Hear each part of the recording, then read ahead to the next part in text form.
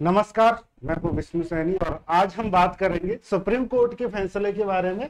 यानी कि जो अब SC ST में भी जैसे OBC में क्रीमी लेयर की सीमा तय होती है, इसी तरह से इसमें भी होगी।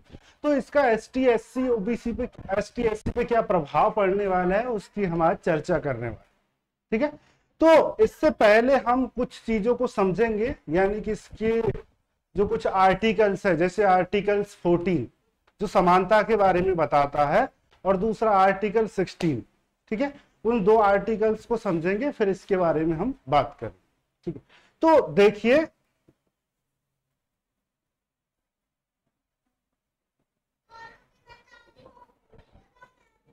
आर्टिकल 14 क्या है। आर्टिकल 14 में समानता की बात की गई है। जैसे देखिए, समानता की बात की गई है आर्टिकल 14 से लेकर 18 तक, यानी आर्टिकल 14 से 18 तक समानता की बात की। ठीक है, तो समानता से पहले अब हम असमानता की बात कर लेते हैं कि असमानता क्या होती है।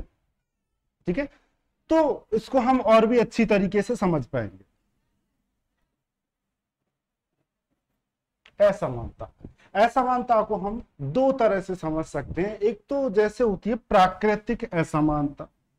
प्राकृतिक असमानता यानी प्रकृति ने सबको अलग बनाया, तो ये होती है प्राकृतिक समानता। जैसे कोई कहाँ का रहने वाला, कोई जैसे साउथ का रहने वाला है तो कोई नॉर्थ का रहने वाला।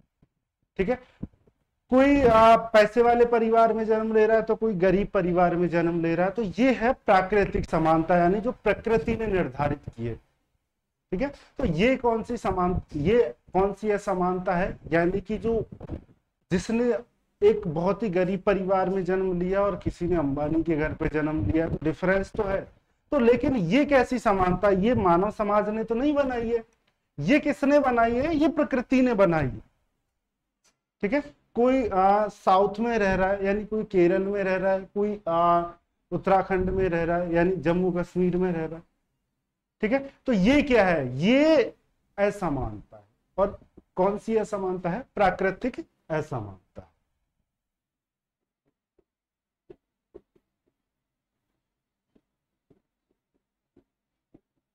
देखो, क्या इसको दूर किया जा सकता है प्राकृतिक असमानता को? तो प्राकृतिक असमानता को दूर नहीं किया जा सकता भाई। प्राकृतिक असमानता है और ये तो आगे भी बनी रहेगी भाई। सबको एक जैसी सिचुएशन कभी नहीं मिल सकती, ये बात तय है। तो ये कौन सी है, प्राकृतिक असमानता, यानी सभी अलग है। कोई कहाँ रहता है, किसका जन्म कहाँ पे हुआ है, ठीक है, कोई नॉर्थ में है, कोई, तो प्रकृति ने जो असमानताएं प्रदान की है वो प्राकृतिक असमानता है। दूसरी बात करते कृत्रिम असमानता। ठीक है, कृत्रिम यानी किसी भी मानव के द्वारा बनाई, सोसाइटी के द्वारा, शिक्षा के द्वारा। ठीक है, तो असमानता का मतलब क्या है? देखो, एक तो होता है कि जैसे कृत्रिम में क्या क्या चीजें ले सकते हैं हम। कृत्रिम में ऐसी चीजें ले सकते हैं जैसे कि कोई आदमी पिछड़ा हुआ, ठीक है, तो उसको रिजर्वेशन दे दिया, तो उससे क्या होगा, वो भी आगे बढ़ जाएगा, वो भी मुख्य धारा में शामिल हो जाएगा, वो भी अपनी बराबरी कर पाएगा जो मतलब जो संपन्न वर्ग हो। ठीक है, तो ये कृत्रिम असमानता है। ठीक है, तो इसको क्या है, समाज एजुकेशन के द्वारा क्या किया जा सकता है, दूर किया जा सकता है। किसके द्वारा? समाज के द्वारा, ठीक है, गवर्नमेंट के द्वारा और एजुकेशन के द्वारा। इसको क्या किया जा सकता है, दूर किया जा सकता है। अब बात करें समानता की, तो जैसे हमने असमानता के बारे में बात की, इसी तरह से हम बात करते समानता के बारे। जैसे ये समानता है, समानता में एक तो होती है औपचारिक समानता। अब ये औपचारिक समानता क्या होती है?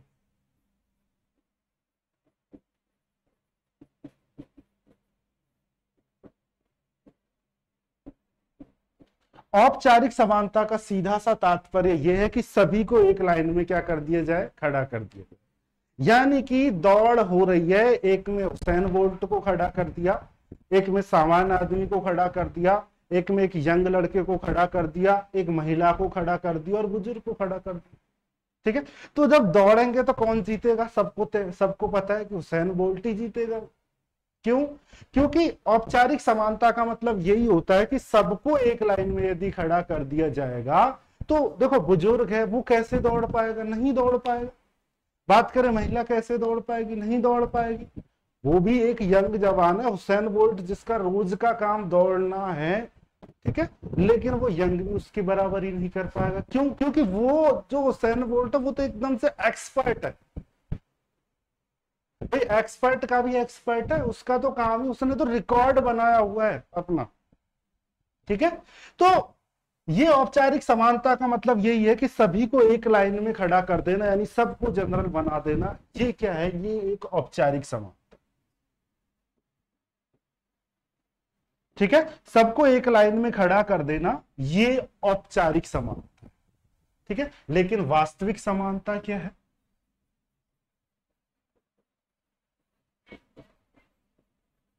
वास्तविक समानता तो तब होगी ना, जैसे वहां पे एक बुजुर्ग को खड़ा किया जा रहा है तो उसको बुजुर्ग के साथ ही दौड़ करनी, एक महिला को खड़ा किया जा रहा है तो एक उसको महिला के साथ ही कंपटीशन करना।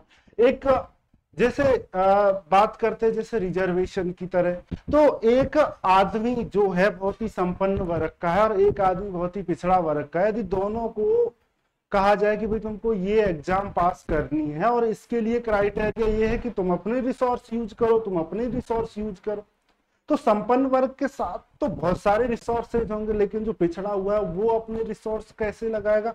वो तो बड़ी से बड़ी कोचिंग, जिसके पास जो संपन्न वर्ग है वो तो बड़ी से बड़ी कोचिंग संस्थाओं में कोचिंग लेके अपनी तैयारी को कंटिन्यू करेगा, अच्छे से अच्छे कॉलेज में पढ़ा होगा। एक जो पिछड़े वर्ग का व्यक्ति है एक नॉर्मल सी कॉलेज में पढ़ा होगा। ठीक है, तो वहां पर यानी जिस व्यक्ति का जिसके साथ मुकाबला हो सकता है उसी के साथ क्या करवाया जाता है? मुकाबला करवाया। वास्तविकता का मतलब यही है, वास्तविक समानता का मतलब, यानी कि एक बुजुर्ग, जैसे सिंपल सी भाषा में तो इसी तरह से समझा जा सकता है कि यदि आपको दौड़ करवानी है तो बुजुर्ग के साथ बुजुर्ग की करवाओ, महिला के साथ में महिलाओं की करवाओ। ठीक है, और यदि इस तरह से जैसे हमने रिजर्वेशन की बात की, एक पिछड़े वर्ग और एक संपन्न वर्ग की, तो वो बराबरी कैसे कर पाएगा? तो उसको कुछ छूट दे दी जाएगी, उसका हिस्सा एक रिजर्व कर दिया जाएगा, तो वो भी उसके साथ क्या कर पाएगा? कंपीट कर पाएगा। ठीक है, तो अब हम बात करते हैं आर्टिकल 14 की। आर्टिकल 14 क्या कहता है? देखो, आर्टिकल 14 है, आर्टिकल 14 में दो बातें कही गई है, और दो बातें क्या है? पहली बात तो विधि के समक्ष समता।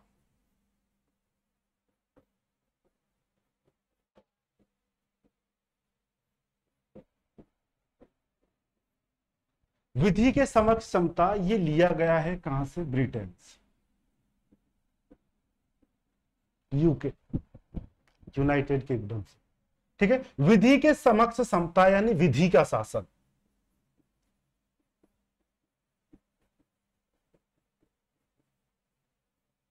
ठीक है, और ये विधि का जो शासन है ये कंसेप्ट किसका है? डायसी का। अब डायसी ने विधि के शासन के बारे में क्या कहा? इन्होंने कहा कि दो व्यक्ति है और दो व्यक्ति एक, माना की बात करते हैं, एक बहुत ही बड़े आदमी जाने माने यानी मुकेश अंबानी, एक सामान्य से बात करते कि सिंपल सा यानी गांव के गजोधर की बात करते हैं, गांव के गजोधर भैया। ठीक है, तो दोनों के बारे में इसमें ये डायसी का कहना है कि यदि भाई दोनों है और दोनों यदि कोई समान अपराध करते हैं तो दोनों को समान दंड दिया जाना चाहिए। कहने का मतलब यह है कि दोनों के साथ हर तरह से समान व्यवहार किया जाए, दोनों के साथ समान व्यवहार किया जाना चाहिए। यदि समान अपराध करते हैं तो उनको समान दंड दिया जाना चाहिए। ठीक है, या फिर बात कर ले कि जैसे और भी कोई भी पॉलिटिशियन, ठीक है, और एक सिंपल आदमी। तो दोनों, यदि दोनों के साथ बराबर का व्यवहार किया जाना चाहिए, यदि वो समान अपराध करते हैं तो उनको समान दंड दिया जाना चाहिए।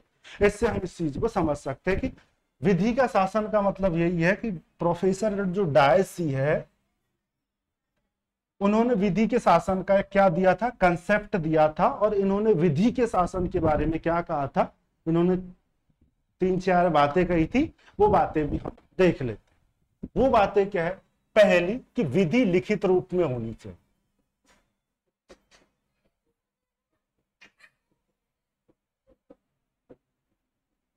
विधि लिखित रूप में हो, यानी कि जो हमारा संविधान है वो लिखित रूप में है, इसमें सारी चीजें विधि लिखी हुई। जैसे कि हम जैसे अपराध संहिता की बात करें, यानी आईपीसी की बात करें, तो उसमें सारी चीजें लिखी हुई है कि भाई यदि कोई व्यक्ति किस तरह का अपराध करता है तो उसको क्या सजा दी जाएगी। ठीक है, तो यानी विधि क्या होनी चाहिए, लिखित रूप में होनी चाहिए। ये किन्होंने कहा, डायसी ने कहा। किसके बारे में हम बात कर रहे हैं, विधि के समक्ष समता की। किसकी बात कर रहे हैं, विधि के समक्ष समता की, यानी विधि के, कानून के समक्ष सभी समान। ठीक है, तो पहला तो क्या बताया डायसी ने कि भाई विधि के समक्ष, विधि क्या है, लिखित रूप में होनी चाहिए। दूसरी बात, जो विधि है सक्षम सभा के द्वारा बनाया जाना चाहिए।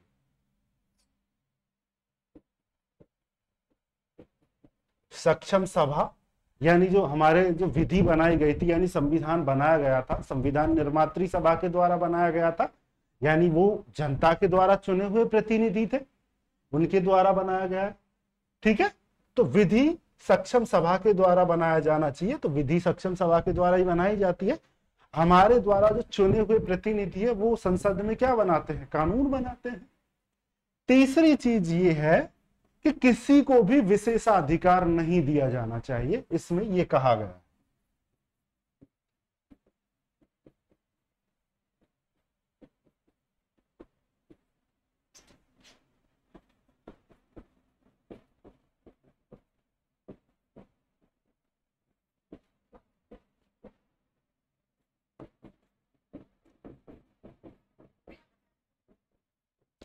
किसी को भी विशेषाधिकार नहीं दिया जाना चाहिए, चाहे वो व्यक्ति हो चाहे वो वर्ग। ये बात किसने कही है, डायसी ने कही है। और चौथी बात इन्होंने कही है कि विधि को लागू करने की स्पष्ट प्रक्रिया होनी चाहिए। क्या होना चाहिए, विधि को लागू करने की स्पष्ट प्रक्रिया होनी चाहिए।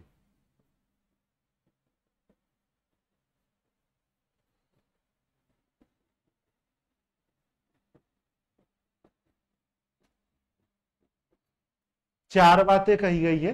पहली बात क्या है कि विधि होनी चाहिए, कैसी होनी चाहिए, लिखित रूप में होनी चाहिए। दूसरी बात कही है कि विधि सक्षम सभा के द्वारा बनाई जानी चाहिए। तीसरी बात यह कही है कि किसी को भी विशेषाधिकार नहीं होना चाहिए। क्या कहा गया है, किसी को भी विशेषाधिकार नहीं होना चाहिए। चौथी, विधि को लागू करने की स्पष्ट प्रक्रिया होनी चाहिए। ये समानता के अधिकार में कहा गया है, जो पहली बात है विधि के समक्ष समता। क्योंकि दिया किसने है, डायसी ने, और डायसी ने जो बातें बताई है वो हमने अभी देख ली। दूसरी बात इसमें कही गई है आर्टिकल 14 में, विधियों का समान संरक्षण।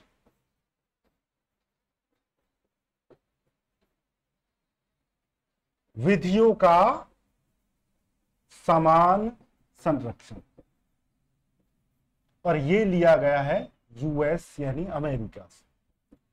देखो, हमारे संविधान में बहुत सारी चीजें दूसरों के संविधान से उठा उठा के ली गई है, यानी कोई अमेरिका के संविधान से, कोई कनाडा के संविधान से, कोई ब्रिटेन के संविधान से। ठीक है, यानी वहां के संविधानों का अध्ययन किया गया और जो बातें अच्छी लगी उसको हमारे संविधान में ले लिया। ठीक है, बहुत सारी बातें ऐसी। तो विधियों का समान संरक्षण में क्या कहा गया है, विधियों का समान संरक्षण से सीधा सा मतलब यह है कि भिन्न भिन्न वर्गों के लिए भिन्न भिन्न विधि होनी चाहिए। क्या होना चाहिए, भिन्न भिन्न वर्गों के लिए भिन्न भिन्न विधि होनी चाहिए। भिन्न वर्गों के लिए भिन्न विधि होनी चाहिए।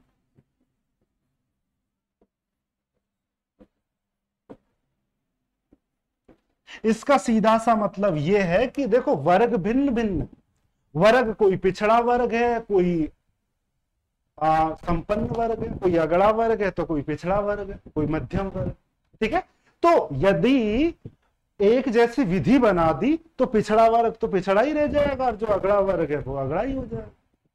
ठीक है, तो यानी जैसा वर्ग हो उस तरह की विधि बनाना चाहिए। भाई जो वर्ग ऑलरेडी संपन्न है, जो ऑलरेडी अगड़ा है, तो उनके लिए ज्यादा ध्यान देने की जरूरत नहीं है, लेकिन पिछड़े वालों को भी तो अगड़ों में सम्मिलित करना है। ठीक है, इसलिए विभिन्न वर्गों के लिए भिन्न भिन्न विधि होनी चाहिए, भिन्न विधि बनाई जानी चाहिए। ठीक है, दूसरी बात यह है कि जो विधि बनानी चाहिए वो न्यायोचित होनी चाहिए, न्याय संगत होनी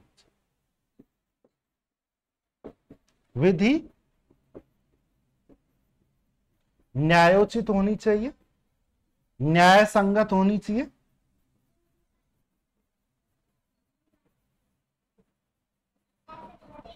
न्याय संगत होनी चाहिए यानी तार्किक होनी चाहिए।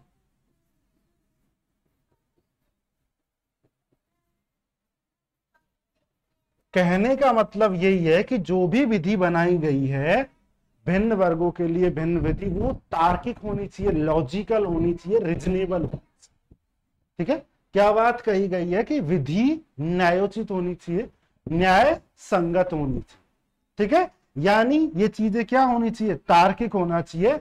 ऐसा नहीं है कि भाई आप सभी को एक लाइन में खड़ा कर दो और फिर हुसैन बोल्ट को, एक बुजुर्ग को, महिला को और नॉर्मल आदमी को यदि आप एक ही लाइन में खड़ा कर दोगे तो हुसैन बोल्ट ही जीतने वाला है, बाकी के जीतने की संभावना नहीं।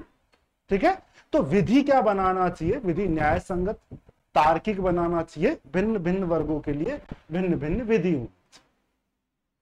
ठीक है, तो ये हो जाती है समानता के अधिकार में मेनली अपन को यही चीज। बात करें दूसरे अधिकार की, दूसरे आर्टिकल की, और आर्टिकल हम बात करेंगे 16 की, आर्टिकल 16 की। तो 16 के आर्टिकल 16 के कै, यानी कि 16 का 1 लिख सकते हैं, कै लिख सकते हैं। ठीक है, तो इसमें क्या है, इसमें ये कहा गया है कि जो गवर्नमेंट है सभी को नियोजन के संबंध में समान अवसर, यानी सरकारी सिंपल सी भाषा में बात करें कि यहां पे सरकारी नौकरी में सभी को समान अवसर दे।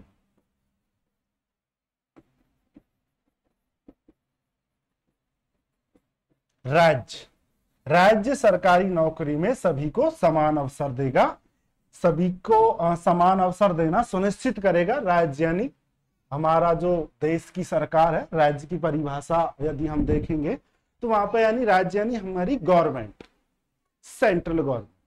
ठीक है, वो राज्य यानी ये सरकार की बात होती है, यानी हमारे देश की सरकार, हमारे राज्य की सरकार मेनली लिया जाता है, यानी राज्य यानी देश। ठीक है, यानी केंद्र सरकार। तो सरकार क्या सुनिश्चित करेगी कि सभी को समान अवसर मिले।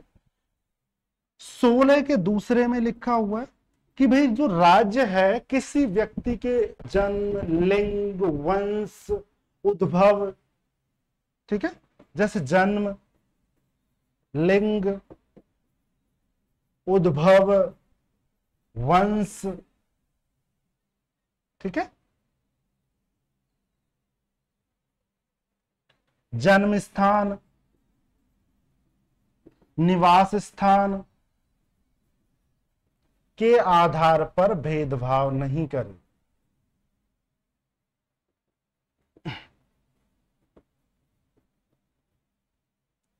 भाई जो राज्य है सरकारी नियोजन के संबंध में, यानी सरकारी नौकरी के संबंध में किसी व्यक्ति को जन्म के आधार पर, लिंग के आधार पर, उद्भव, वंश, ठीक है, यानी किसी भी व्यक्ति को किसी भी आधार पर उसको ये नहीं कहा जा सकता कि आप वहां पर रहते हो इसलिए आपको, मतलब उनके साथ भेदभाव नहीं करेगा सरकारी नौकरी के संबंध में। ठीक है, तो राज्य सरकारी नौकरी के संबंध में, सरकारी नियोजन के संबंध में जन्म, लिंग, उद्भव, वंश, जन्म स्थान, निवास स्थान के आधार पर भेदभाव नहीं करे। ठीक है, लेकिन तीसरे में क्या कहा गया है, 16 के जो थर्ड है उसमें कहा गया है कि जो स्टेट गवर्नमेंट है वो निवास स्थान के आधार पर भेदभाव कर सकते।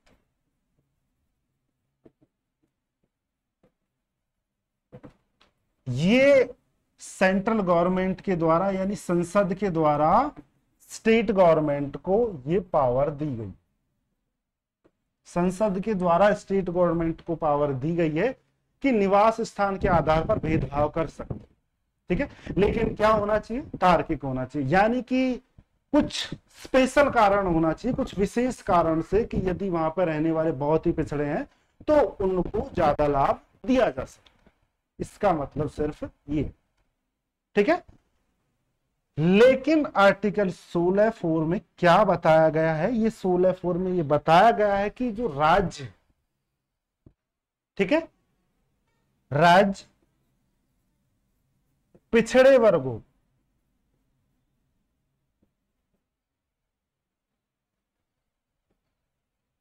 पिछड़े वर्गों में SC, ST, OBC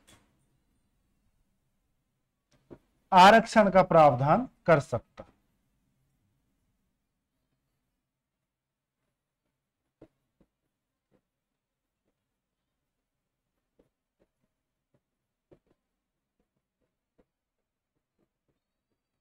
ठीक है, राज्य पिछड़े वर्गों यानी जो समाज की मुख्य धारा से दूर है उनको समाज की मुख्य धारा में शामिल करने के लिए यानी ST, SC, OBC के लिए रिजर्वेशन का प्रावधान कर सकते। ठीक है, ये किसमें कहा गया है, आर्टिकल 16 के चौथे भाग में कहा। ठीक है, इसमें आगे और क्या कहा गया है, इसमें यह भी कहा गया है कि राज्य जो रिजर्वेशन करे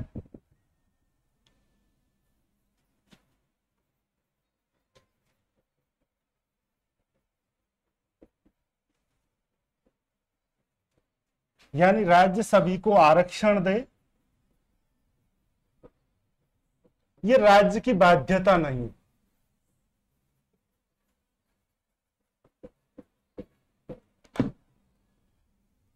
ठीक है, यानी राज्य, सिंपल सी भाषा में यदि देखें तो इसमें यह कहा गया है कि भाई राज्य की यह बाध्यता नहीं है। देखो, पिछड़े वर्गों के लिए आरक्षण का प्रावधान कर सकता है सरकारी नौकरियों के संबंध में। राज्य पिछड़े वर्गों के लिए ST, SC, OBC के लिए आरक्षण का प्रावधान कर सकता है सरकारी नौकरियों के संबंध में।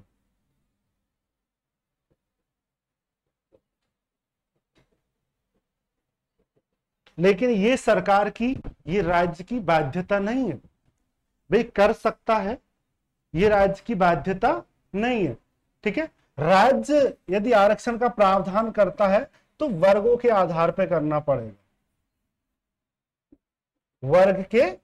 वर्गों के आधार पर यानी ST, SC, OBC के आधार पर, सिंपल सी भाषा में बात करें तो इनके आधार पर वो कर सकता है राज्य। ठीक है, इसके अलावा ये कहा गया है कि भाई जो राज्य है पिछड़े वर्गों, वंचित वर्गों और शोषित वर्ग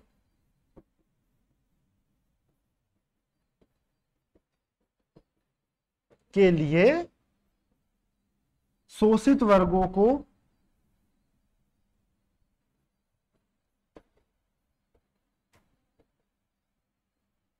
मुख्य धारा में शामिल करने के लिए आरक्षण का प्रावधान कर सकता है। ठीक है, यानी इसमें इतनी सारी बातें बताई गई है। सिंपल सी बात, मेन इंपॉर्टेंट बात यह है कि राज्य क्या कर सकता है, पिछड़े वर्गों के लिए यानी जो पिछड़े वर्ग, वंचित वर्ग यानी जो वंचित है, जो समाज की मुख्य धारा में अभी शामिल नहीं है, शोषित वर्ग है, ठीक है, उनके लिए सरकारी नौकरियों में उनको मुख्य धारा में शामिल करने के लिए प्रावधान कर सकते। तो मेन बात यहां पे ध्यान देने की बात यह है कि जो राज्य है पिछड़े वर्गों के लिए, वंचित वर्गों के लिए और शोषित वर्गों के लिए प्रावधान कर सकते हैं। ठीक है, तो ध्यान देने वाली बात यह है कि देखो इनको मुख्य धारा में शामिल करने के लिए, ताकि ये पिछड़े ना रहे, ये भी मुख्य धारा में शामिल हो जाए, इसके लिए राज्य क्या करता है, गवर्नमेंट क्या करती है, आरक्षण देती है, ताकि सभी समान गति से आगे बढ़ते रहे। अब बात करते हैं हम आगे। ठीक है, आर्टिकल को हम समझ ही चुके हैं कि समानता में क्या कहा गया है कि समानता, यदि हम सिंपल भाषा में समझे कि समानता ऐसी होनी चाहिए, यानी जो वास्तविक समानता होनी चाहिए। वास्तविक समानता यानी जो व्यक्ति जिस लायक है उसको, सिंपल भाषा में जैसे हमने कहा था कि हुसैन बोल्ट को सभी को एक लाइन में खड़ा कर दिया जाए तो वो कंपीट नहीं कर पाएंगे, इसी तरह से यदि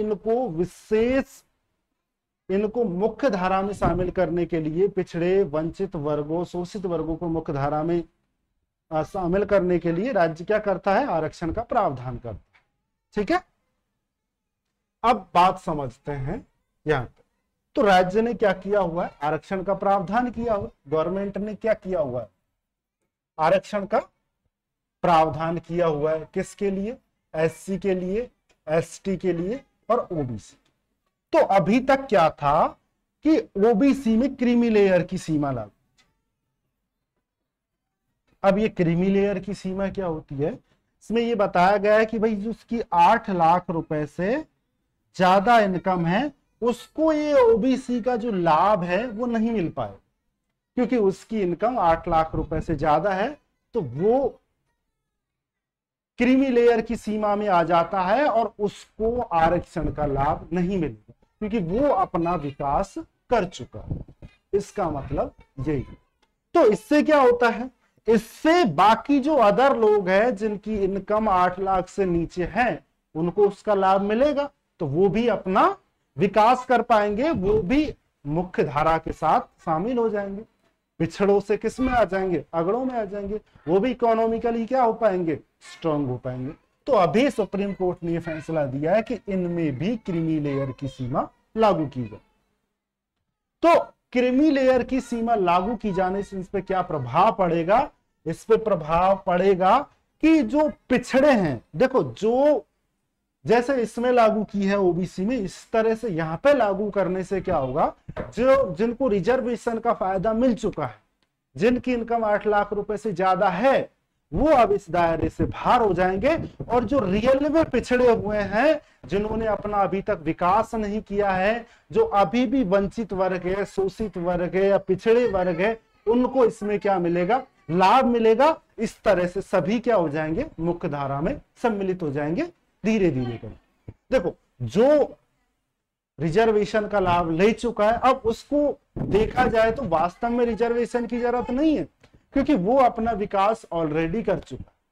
सिंपल भाषा में समझे तो हम इस तरह से समझ सकते हैं, यदि बात करें हम कि कोई भी व्यक्ति है जो सरकारी नौकरी लग चुका है और उसकी इनकम लगभग मान लेते हैं कि उसकी इनकम यदि 8 लाख या 10 लाख से ऊपर, तो वो अपने बच्चों को अच्छी एजुकेशन भी दिला सकता है। ठीक है, अच्छी जगह पढ़ाएगा भी, स्वाभाविक सी बात है। तो इससे क्या होगा, वो तो अब पिछड़ा नहीं रहा, अब तो वो वंचित वर्ग नहीं रहा। तो जो जिन्होंने रिजर्वेशन का लाभ नहीं लिया है, जो अभी भी पिछड़े हुए हैं, जिनकी इनकम सोर्स अभी भी कम है, तो उनको इससे लाभ मिलेगा। इससे क्या होगा, समाज का जो पिछड़ा वर्ग है, जो एसटी एससी में जो अपना विकास कर चुके हैं, उनको इसका लाभ नहीं मिलेगा, और जो अभी विकास नहीं किया उनको ये लाभ मिलेगा। तो सभी क्या हो जाएंगे, इससे मुख्य धारा में शामिल हो जाएंगे। तो ये एक सुप्रीम कोर्ट की अच्छी पहल है। ठीक है, तो यही है एससी एसटी कोटे में कोटा मंजूर, इसमें भी क्रीमी लेयर को लागू करे सुप्रीम कोर्ट। तो ये बातें सुप्रीम कोर्ट ने कही। ठीक है, तो इससे क्या होगा, इससे बाकी लोग जो एसटी एससी में भी जो पिछड़े हुए हैं उनको इसका लाभ मिलेगा और वो क्या हो जाएंगे, वो भी मुख्य धारा में शामिल हो जाएंगे।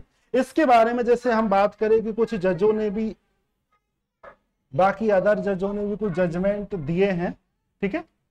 देखो यहाँ पे देखो SC ST सब कैटेगरी समानता के सिद्धांत का उल्लंघन नहीं करता, ये इस ऐतिहासिक फैसले की 4 बड़ी बातें हैं, ठीक है। आरक्षण एक ही पीढ़ी तक सीमित करना चाहिए, दूसरे हकदार नहीं हो। देखो बात करें कि यदि जो आरक्षण का लाभ उठा चुके हैं उनको रियल में देखा जाए, वास्तव में देखा जाए तो उनको जरूरत नहीं है, जरूरत उनको जो अभी भी पिछड़े हुए हैं। तो यदि ये क्रीमी लेयर की सीमा लागू हो जाती है तो उनको फायदा मिलेगा, जो अभी भी पिछड़े हुए हैं तो वो भी क्या होंगे, मुख्य धारा में शामिल हो, ठीक है। तो ये बहुत अच्छा पहल।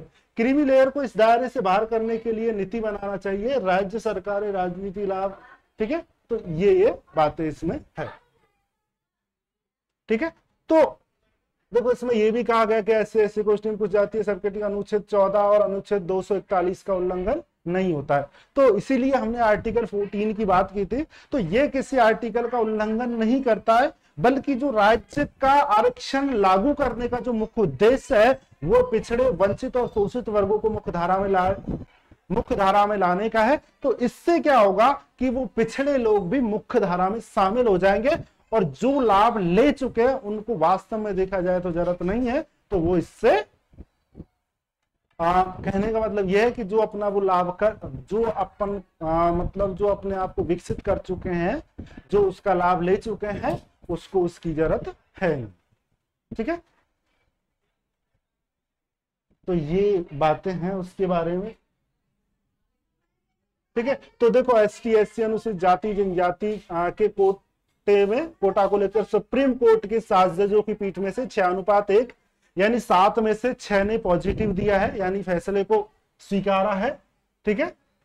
और चीफ जस्टिस DY चंद्रचूड़ ने कहा कि SC ST कैटेगरी के भीतर नई सब कैटेगरी को बनाकर इस श्रेणी में अति पिछड़े वर्गों को अलग से कोटा दे सकते हैं। इससे वो भी क्या होगा, वो भी मुख्य धारा में शामिल हो जाएंगे, ठीक है। इसी के साथ ही इन्होंने कहा कि आरक्षण केवल पहली पीढ़ी तक ही मिलना चाहिए। अगर कोई पहली पीढ़ी का आरक्षण लेकर हाई लेवल तक पहुंच जाता है तो रियल में देखा जाए तो उसको आरक्षण की जरूरत नहीं होती है, तो दूसरी पीढ़ी को इसका हकदार नहीं होना चाहिए, ठीक है। तो इससे क्या होगा भाई, जो हाई लेवल तक पहुंच चुके तो उनको वास्तव में जरूरत नहीं है, जरूरत उनको है जो अभी भी पिछड़े हैं, अभी भी उनका विकास नहीं हुआ है, तो वो जो अभी भी मुख्य धारा में शामिल नहीं है तो वो भी मुख्य धारा में आ जाएंगे इससे, ठीक है। इसके बाद यदि देखें पिछड़े समुदायों को प्राथमिकता देना राज्य का कर्तव्य, बात सही है कि देखो पिछड़े जो है तभी आगे आएंगे जो देखो एक बार जो लाभ ले चुका, जैसे कोई भी है कि लाभ लेके IAS बन चुका है, यदि उसके बच्चे तो रिसोर्सेज का लाभ उठाएंगे ही, ठीक है। यदि उसको भी आरक्षण का लाभ मिलेगा तो फिर वही आरक्षण का लाभ लेते रहेंगे, जो पिछड़े हैं उनको आरक्षण का लाभ नहीं मिल पाएगा। तो यदि ये क्रीमी लेयर की सीमा लागू हो जाती है तो उन पिछड़े हुए लोगों को जो अभी भी वंचित है उनको भी उसका लाभ मिलेगा, ठीक है। तो कैटेगरी में केवल कुछ लोग ही आरक्षण का आनंद लेते रहे, तो यदि इस तरह से होता है तो वो उनको ज्यादा लाभ हो जाता है, बाकी पिछड़ों को लाभ नहीं मिल पाता। तो वो सीमा बनने से एक अच्छी पहल होगी और जो पिछड़े हैं, जो अभी भी वंचित है, जो अभी भी पिछड़े रह गए, उनको लाभ मिलेगा और वो भी समाज की मुख्य धारा में शामिल होंगे, ठीक है। तो आपका इस बारे में क्या विचार है, कमेंट करके बताइए। जय हिंद, जय भारत।